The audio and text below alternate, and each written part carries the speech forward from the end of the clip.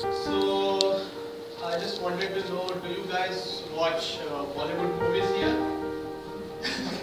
So, I heard that they are very popular in Malaysia, and probably you have watched it, like Ferrari Ki Safari kind of movies here. So, if you haven't watched, please go and watch it. It's a very nice movie. Why I was talking about that movie was I had a friend here in Malaysia who used to travel from KL Central to IBM Tower. He was working in IBM. And he used to travel by public transport and was getting tired a lot.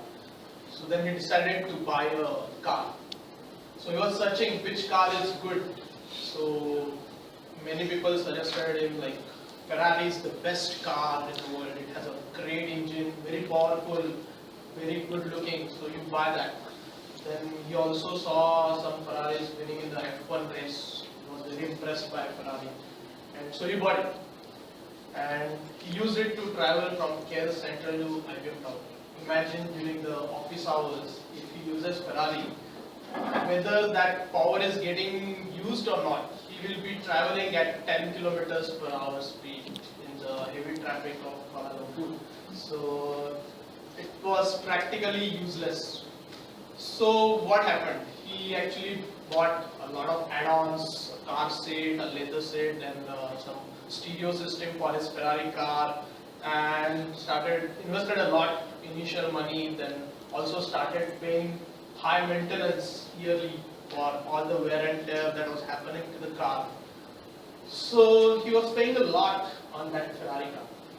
So my next slide is about, will you buy a Ferrari to go from KS Central to IBM Tower? Was his decision a rational decision or not? So what happened after that? So first thing, he ended up paying a lot of maintenance cost yearly. So high maintenance cost for him, for his Ferrari car. Second thing, he has to buy the things that were fitting to only Ferrari, like car seat which are very customized for Ferrari, the stereo system which was very customized for Ferrari. So it was kind of creating a lock-in. You cannot use any other customized product which was built for any other cars or any other models. This is a very high-end car and has to be used with this car. So it was creating a lock-in for him. The third and most important thing that was happening is because he had a very high maintenance annual cost, he was losing on opportunities where he could have invested the same money in other investment opportunities, maybe in his business, maybe in children's education. So he was losing on his future investment opportunities because he had such a luxurious car which was actually not needed just to travel from KL Central to IBM Tower. His need was just to travel from KL Central to IBM Tower. And he could have very well done it with any other car like a Toyota or Honda probably. So buying a Ferrari was totally needless for his need actually. So he was losing on investment opportunities by investing in a Ferrari car. And fourth thing, he had lack of flexibility. So even if he knew that he has high maintenance cost, it is creating a lock-in for him, he is losing on investment opportunities. The market for Ferrari cars in KL was very limited. There are not many buyers or doing any resale kind of stuff for Ferrari. So he was kind of getting locked in. He had a less flexibility on migrating from his Ferrari to any other car now. He was kind of stuck with that option. So just focus on these 4 points and then I will go to the next slide. Does this sound similar? Is it your database story as well?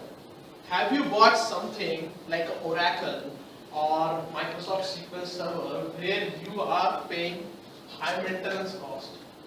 It is you have built-in applications which are very specific to that database.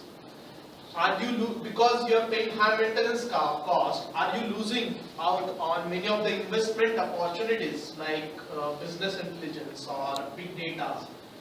Are you losing out on investing on your infrastructure like IBM is providing you with the high-end infrastructure? Are you losing out on that? And are you lacking the flexibility to move from such an Oracle database to any other database? Are these problems with your database system at the moment? Is this a very familiar situation with your IT infrastructure? I think this is what we are talking of. I'm going to talk about. So, if we consider the current company's IT problems, what has been found out is the database itself costs around 35% of your IT spend. Is it necessary? Is it really necessary? Because database as a technology has been quite mature. It has been there in the market for a long, like 40, 50 years on. So it has been there, and many companies like Oracle has been there since beginning, but doesn't mean that because they were first in the market, they should get the benefit and they should continue to rule the market. It's not the case. Instead, you can save on that 35% of your database cost, and you can invest in initiatives like big data, business intelligence, which are actually going to be revenue generating opportunities for your business in future. You are going to get market, you are going to get profits out of these activities rather than investing in your costs. So why you are investing your budget on databases like Oracle?